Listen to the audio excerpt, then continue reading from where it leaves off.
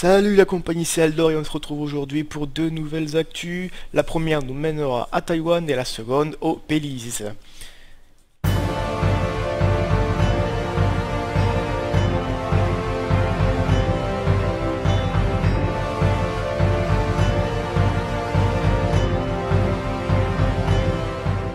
Pour la première, donc des archéologues découvrent à Taïwan le squelette de 4800 ans d'une femme tenant un bébé dans ses bras. La découverte fait partie d'un ensemble de 48 vestiges trouvés dans la région de Taichung, dans le centre de Taïwan, qui fournissent la première trace d'activité humaine de la région.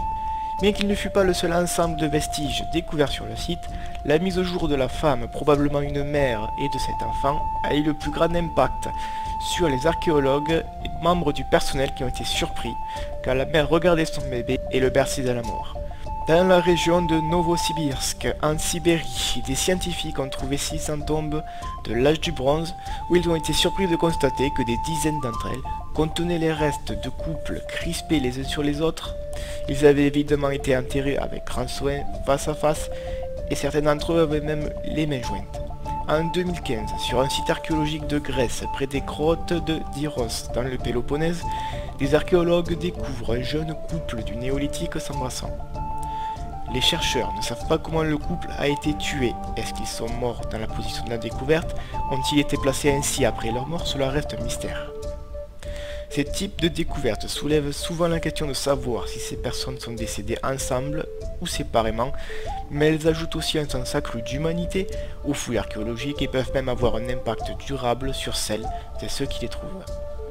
The Midnight Terror Cave est un site archéologique situé dans le district de Cayo, dans l'ouest du Belize, au sud de Belmopan, la capitale, et proche de la communauté ménonite de Springfield.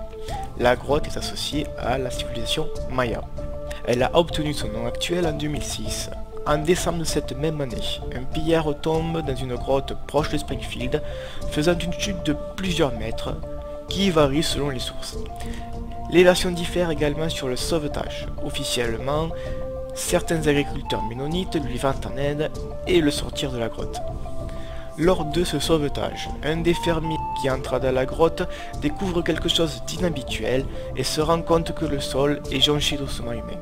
Le pilleur fut envoyé dans un hôpital voisin pour se faire soigner et le fermier fut chargé de donner un nom à la grotte, l'appelant, excusez-moi de la prononciation, Mitnacht Skreknis Hill, qui est le Plodietch.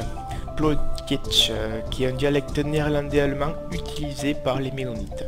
La découverte de la grotte fut bientôt connue des archéologues, qui commença à être étudiée dès le printemps de l'année suivante. Au fil des ans, les chercheurs ont répertorié environ 10 000 morceaux d'os humains et environ 3 fois ce nombre pour des fragments de poterie. Une centaine de ces fragments d'os sont des dents comprenant molaires, canines, incisives et prémolaires. Par ailleurs, le pilleur qui avait perdu plusieurs de ses dents lors de la chute furent retrouvés par les enquêteurs du site. Les ossements anciens ont révélé qu'une partie importante des dents, environ 25%, présentaient peu de signes d'usure. De cette observation, il a été suggéré qu'ils appartenaient à des enfants. En analysant l'émail des dents, il a été constaté que certaines des victimes venaient de 322 km, d'une zone au-delà des frontières modernes du Belize. Cette distance, qui semble être banale aujourd'hui, est tout à fait extraordinaire pour l'époque, surtout si l'on considère la possibilité que les enfants ont été amenés dans le seul but d'être sacrifiés. L'idée que les enfants aient été sacrifiés est étayée par le fait qu'aucun d'entre eux n'est mort de cause naturelle. Ils ne sont pas enterrés et les os ont montré des signes de marque périmortem. Dans les années 1980, il a été convenu que les Mayas utilisaient des grottes comme habitation. Mais avec la découverte de la grotte ainsi que d'autres sites, ce point de vue a été révisé et ces lieux sont maintenant soupçonnés d'avoir servi en grande partie pour des rituels comprenant des sacrifices humains. La grotte est l'un des deux exemples de sites mayas où les sacrifices d'enfants ont été menés à grande échelle, l'autre étant une grotte souterraine à Chichen Itza, dans le sud du Mexique.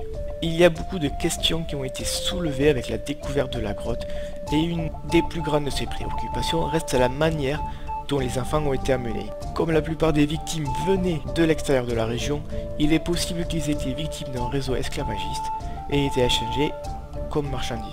Et voilà, nous arrivons au terme de cette nouvelle vidéo d'actu. Je vous retrouve la semaine prochaine. Et je vous dis à très bientôt. Bye bye tout le monde.